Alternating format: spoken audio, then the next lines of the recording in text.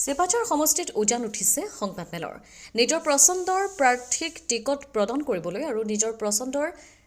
দলৰ সপক্ষে ভোট দিবলৈ আয়োজন কৰিছে সংবাদমেল সম্বোধন কৰি বিপদত পৰিছে সংবাদমেল সম্বোধন কৰা লোক ঘটনাৰ স্থান চিপাঝাৰ সমষ্টিৰ ডিপিলা সংবাদ ভৱনত শুক্ৰবাৰে সংবাদ ভৱনত আয়োজন কৰিছিল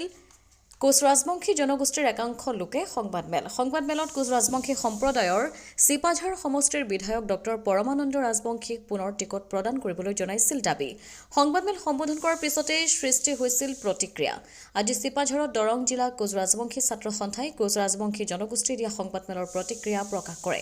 বিভিন্ন জাতি জনগোষ্ঠীৰ লোকে বসবাস কৰা চিপাঝাৰ সমষ্টিৰ কোচ ৰাজবংশী জনগোষ্ঠীয়ে সুকীয়াকৈ কোচ ৰাজবংশীৰ প্ৰাৰ্থী দাবী কৰা কাৰ্যক তীব্ৰ বিৰোধিতা কৰে আনহাতে ডিপিলা সংবাদ ভৱনত শুক্ৰবাৰে অবিভক্ত দৰং ওদালগুৰি বৈশ্য সন্মিলনৰ সম্পাদক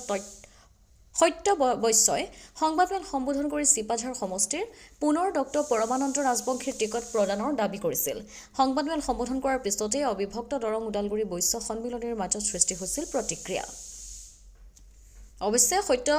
বৈশ্য সংবাদমেলত উপস্থিত থাকি অটল আছে পূৰ্বে দিয়া মন্তব্য চিপাঝাৰ সমষ্টিত ডক্টৰ পৰমানন্দ ৰাজবংশী টিকটৰ দাবীত এইদৰে সংবাদমেল আয়োজন কৰা ঘটনাই হাঁহিৰ খোৰাক দিছে যদিও অন্য জাতি জনগোষ্ঠীৰ সৃষ্টি হৈছে বিৰূপ প্ৰতিক্ৰিয়াৰ দৰংবাসী ৰাইজৰ লগতে চিপাঝাৰবাসী ৰাইজলৈ আমি আন্তৰিক অভিনন্দন জ্ঞাপন কৰিছোঁ এতিয়া কথা হ'ল আজিৰ এই বিশেষ সংবাদমেলখন এইকাৰণে দিবলগীয়া হ'ল যোৱাকালি এখন সংবাদমেল কোচ ৰাজবংশীৰ কেইগৰাকীমান ব্যক্তিয়ে প্ৰদান কৰিছিল আৰু তেওঁলোকে এটি বিষয় তাত উপস্থাপন কৰিছিল যে তেওঁলোকে ৬০,০০০ কোচ ৰাজবংশীক সামৰি এটি দলৰ হৈ এগৰাকী প্ৰাৰ্থীৰ হৈ টিকেট আবেদন কৰি তেওঁলোকে কালি এটি সংবাদমেল দিছিল আমি কথাটো কালি লক্ষ্য কৰিছিলোঁ আৰু সংবাদমেলখন আমি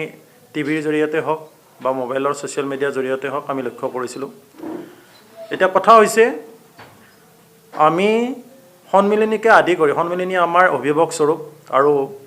আক্ৰাছু আমি তেওঁলোকৰ সন্তান আজি আক্ৰাছুৱে বিগত প্ৰায় ৩০ বছৰ ধৰি ৩ দশক ধৰি আমি আক্ৰাছুৱে জনজাতিকৰণৰ সংগ্ৰামখন কৰি আহিছোঁ এতিয়া কথা হ'ল আমাৰ মুখ্য কথা হ'ল আমাক জনজাতিকৰণ লাগে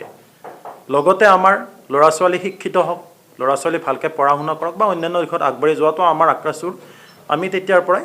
আজিলৈকে তেনেকুৱা প্ৰচেষ্টাতে বৰ্তি হৈ আছোঁ কথা হ'ল চিপাঝাৰ সমষ্টিটো এটি শিক্ষিত সমষ্টি ইয়াত বিভিন্ন জনগোষ্ঠীৰ ব্যক্তিয়ে ইয়াত বাস কৰে জাতি জনগোষ্ঠীয়ে বাস কৰে চিপাঝাৰ সমষ্টিৰ সমন্বয় বহুত সুদীৰ্ঘ আৰু মধুৰ চিপাঝাৰত এনেকুৱা এটা সমন্বয় নাই যিটো সমন্বয়ৰ মাজত এতিয়ালৈ কোনো ৰাজনৈতিকভাৱে হওক সামাজিক ক্ষেত্ৰখনত একো আমাৰ বিশৃংখলতা দেখা দিয়া নাই বিগত 1985 চনৰ পৰা আপোনালোকে যদি লক্ষ্য কৰে বিশেষকৈ জনপ্ৰতিনিধিসকলে যিসকল জনপ্ৰতিনিধি নমস্কাৰ মই শ্ৰী বলৰাম বৈশ্য দৰং ওদালগুৰি জিলা বৈশ্য সন্মিলনৰ সভাপতি দুবছৰৰ কাৰণে ৰাইজে নিৰ্দেশ দিছে বৈশ্য সন্মিলনৰ যিখন সংবিধান আছে এই সংবিধানখনক আশ্ৰয় কৰি এই জাতিসত্তাটো যাতে শৈক্ষিক সামাজিক দিশত নিজৰববীয়া চেষ্টাৰে আগবঢ়াই নিব পাৰি তাৰ কাৰণে আমাক সমূহীয়াভাৱে ব্যৱস্থা ল'বৰ কাৰণে ৰাইজে আমাক নিৰ্দেশ দিছে আৰু সেই নিৰ্দেশমতে সংবিধানখনকে আমি সাৰথি কৰি লৈ আগবাঢ়িছোঁ যোৱাকালি আমাৰ সম্পাদক সত্যজিৎ বৈশ্যৰ এটা বিবৃতি আমাৰ দৃষ্টিগোচৰ হৈছে ৰাইজৰো হৈছে সেইটোৰ বাবদ আমি প্ৰথমতে দুখ প্ৰকাশ কৰিছোঁ এইকাৰণে আমাৰ সংবিধান ৰাজনৈতিকভাৱে মুক্ত এখন সংবিধান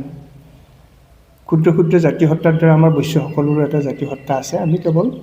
আমাৰ এই যিকেইটা দিশ আমি আগতে উল্লেখ কৰিলোঁ সেইকেইটা দিশত যাতে আমি আগবঢ়াই নিব পাৰোঁ ছাত্ৰ ছাত্ৰীসকলক ভৱিষ্যত প্ৰজন্মক সেইটোৰ ওপৰতহে গুৰুত্ব দিছোঁ কোনো ৰাজনৈতিক মন্তব্য দিয়া বা ৰাজনৈতিক কাৰোবাৰ বিষয়ে সমালোচনা কৰা আমাৰ কৰ্তব্য নহয়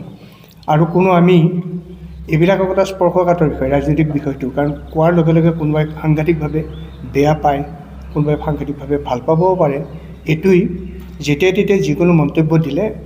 বিস্তৰভাৱে ক্ষতি হ'ব পাৰে সংগঠনবিলাকৰ আমি এটা সংগঠন আমাৰ এখন সমাজ আছে আমি এই এনেকুৱা ধৰণৰ বিবৃতি দিব লাগিলে আমি সমাজ হিচাপে আমি বহিম সমাজে সিদ্ধান্ত ল'ম সমাজে লোৱা সিদ্ধান্তটোহে সম্পাদক বা সভাপতিয়ে প্ৰচাৰ কৰিব পাৰে।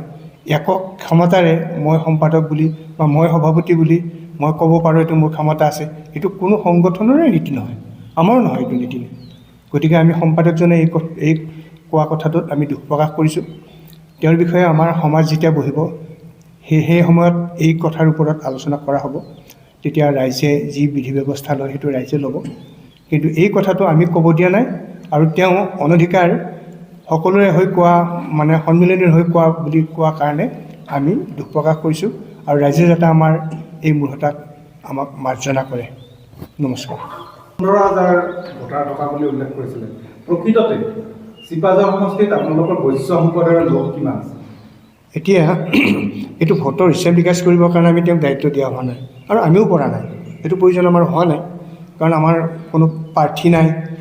ব্যক্তিগতভাৱে মংগলদৈৰ পৰা জয়দেৱ ডেকাৰ ৰিপৰ্ট, অমৃত নিউজ 24/7।